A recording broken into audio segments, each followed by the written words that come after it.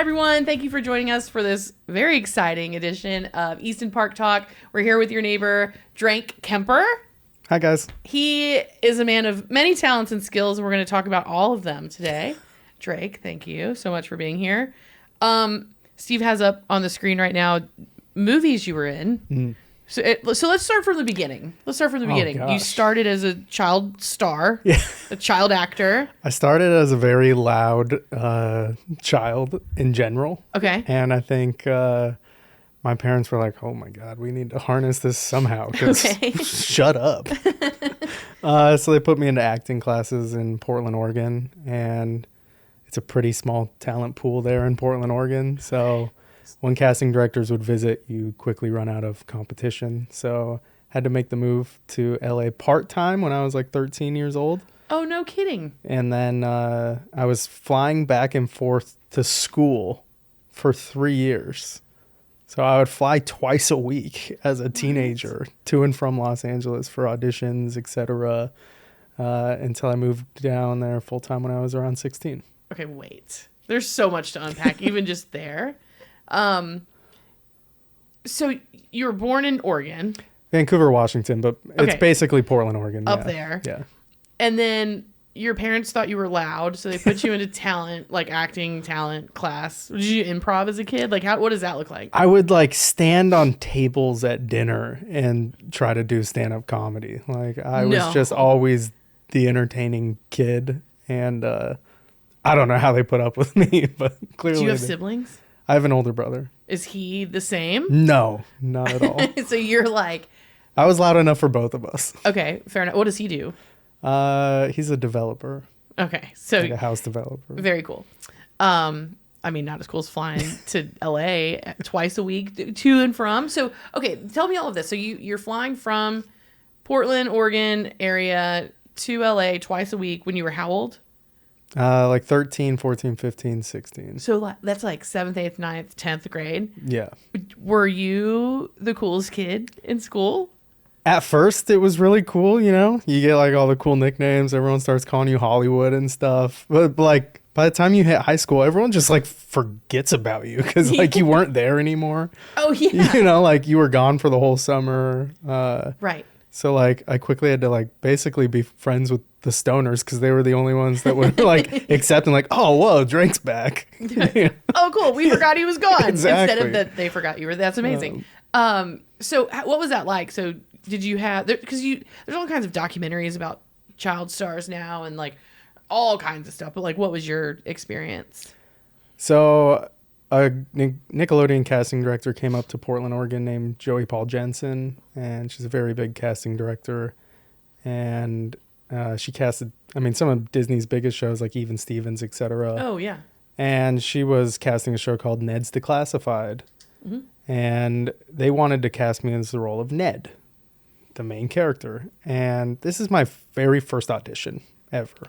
Okay. So it's like, hey, we want to offer you this role as Ned. And it's like, okay, great. And then my mom's like, it's not a great time right now. Your brother's graduating soon. Like, it's not the right time. We'll move down to LA, like eventually, and you'll just get the next one. We had no idea. Like, no, you were going to be cast as the main character on a huge sitcom. Like, that's a really big deal. Those don't come around ever, let alone like another time. One. Yeah. So we turned that down, not understanding it. And then kind of tried to bounce off that success unsuccessfully for several years until it slowly picked up and snowballed. So what were some of the shows? Were like Nickelodeon sitcoms or like what were you in? Yeah, I was on a bunch of Nickelodeon stuff as far as like iCarly, Victorious, those kind of things. Quite often recurring roles, just small bits here and there. But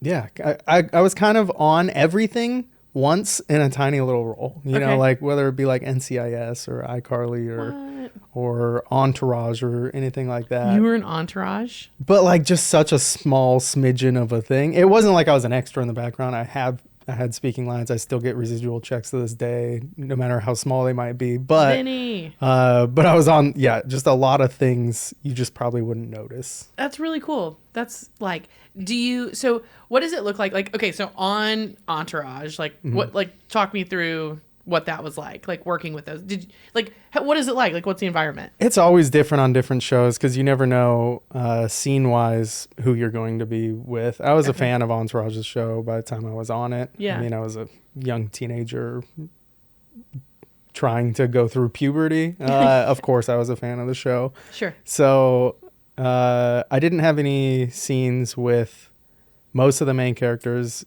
E was in my scene, but I was on Lil Bow Wow, who was his client in the show. Okay. I was on his show. Oh, in the show. So. I remember. I don't remember you, but right? I remember exactly. That's my whole career right there. Yeah. That is still so stinking cool. Like, who gets to say that I was on Entourage? It was definitely a cool time in my life. I'm glad it happened. Growing up in LA, I can't say is probably the safest bet for most people. Fair. But we made it out the other side. Okay. You did it. What was your favorite thing about acting? My favorite part about acting, it's definitely not the hot lights and the makeup. I'll tell you that. That gets real annoying because it's like 14-hour days on set that no one ever sees. And it's, craft services, eating cafeteria style, tiny little trailers that they make look really glamorous on TV, but are not very glamorous in real life. But it was probably just the dedication that the big actors of the show have, that the second they say action, it's on and it's a scene and it's real. Yeah. So it transports from, we're in this huge freezing cold warehouse to like, no, this is real right now. That's really cool. It is cool. So you mentioned Even Stevens. Do you remember what the big sister's name was? Ren? Yeah. So I don't know if you remember this, but I think we're around the same age. I think I might be a few years older than you, but they're like where they would have, Disney would do these like, or Nickelodeon. I think Even Stevens was Disney, right? It was Disney. Yeah. So they would have these like the actors and they do little tiny like interviews with them. And I remember Ren in her interview, they asked her about acting and she's like, everybody's acting all the time. Like, true. Like there's really not, I could just do it in front of a camera. And to this day, like I'm 37 years old. I remember like, I don't know why that just like stuck with me, but it was just such a cool thing that she said. And it was just, I don't know. I find it fascinating. I will never have the acting capability of like a mom struggling through life, but making it not a struggle for her kids. Like that's the biggest acting gig ever. So, I mean, to a point, everyone is acting. Yeah. And it's just when and where. Yeah. Can you do it when they say go? Right. To different circumstances. It's amazing. When Henriette Novak was on, they live in the neighborhood. She and her husband, Jason, they're real estate agents, incredible people. She was like so passionately talking about her career as an actress, of just saying it's so beautiful to go on set and become this character. And she was just like, it gave me goosebumps when she was talking about it, because she was just like, you go and you have this role. And the thing was, her role, she's the sweetest, like you can just see her soul as being this, just like, to me, like I see her as this like ball of yellow light, like this, I don't know, just very kind, very like bubbly, warm, like bubbly. Yeah.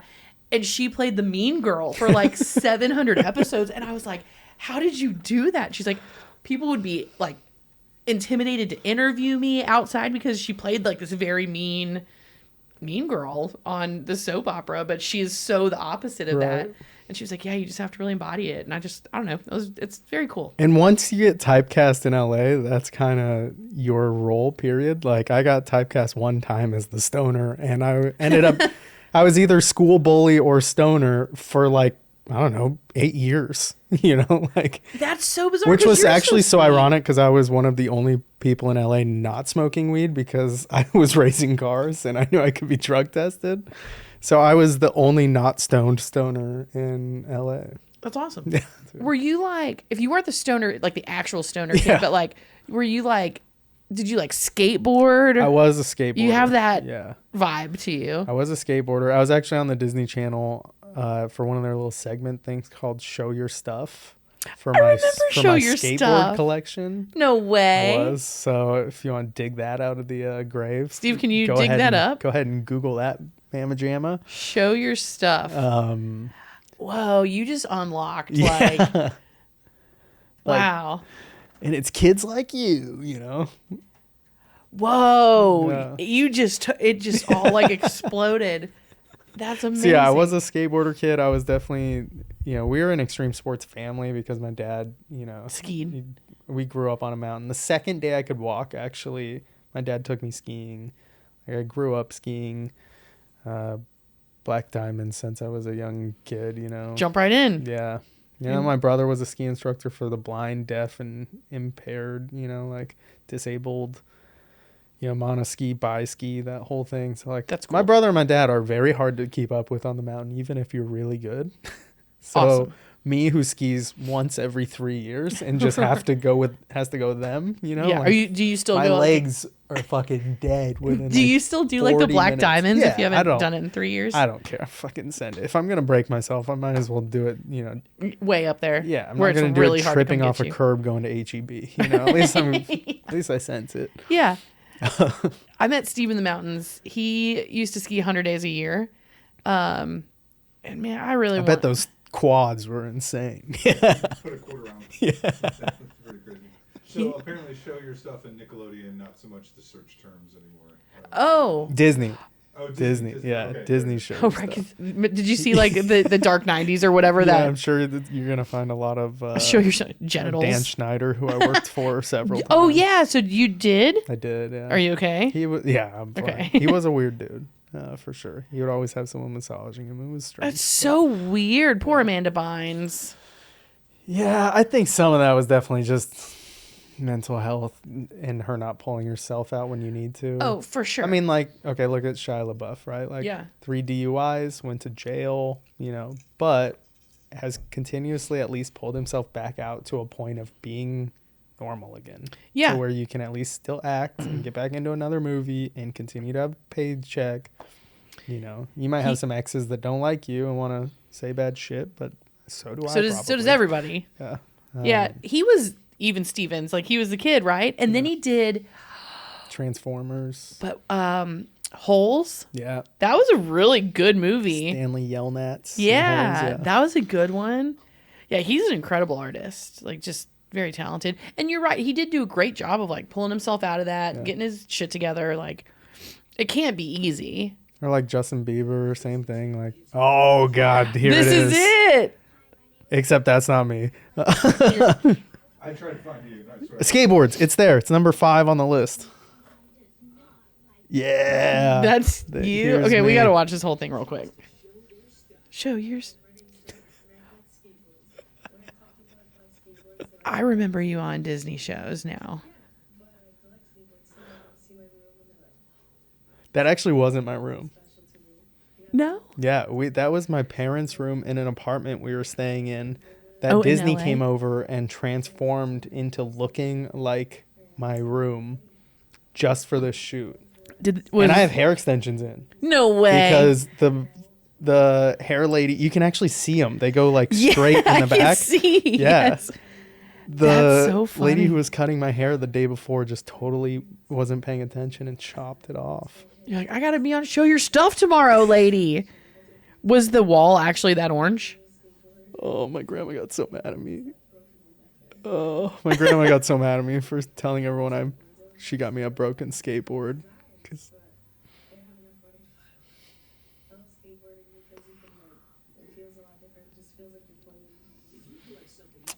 yeah.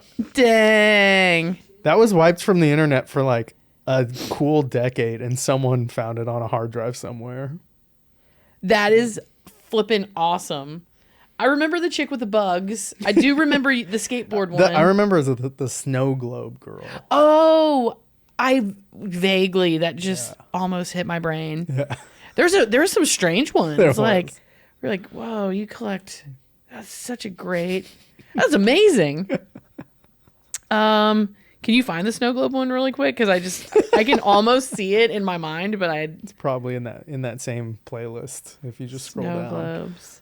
Wow, that's So they put hair extensions in. Yep. They transformed my parents' room in an apartment to look like my room. And I was sleeping on a couch in that apartment. You know, like I didn't have my own room. That's. Oh, she's so weird. Where's Maddie now? I guarantee she's an actress. She looks like a friend of mine, Cameron's sister, and I'm willing to bet because he was on Disney. I'm willing to bet they were related.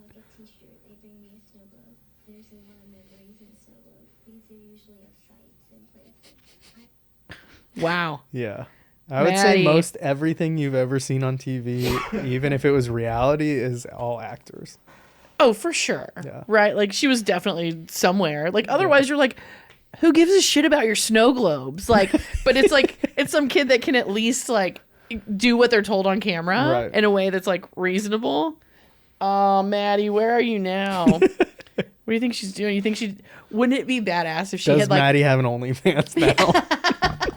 The dark truth of Hollywood. The dark truth. Show me your snow globes now, Maddie. I bet they're bigger. Oh, Maddie. I'm getting canceled again. Yeah. They're a little beat up these days. They've moved a lot. Been through some different owners. Anyway, man. Well, Maddie, we wish you well. And, you know, everyone check out Maddie's OnlyFans.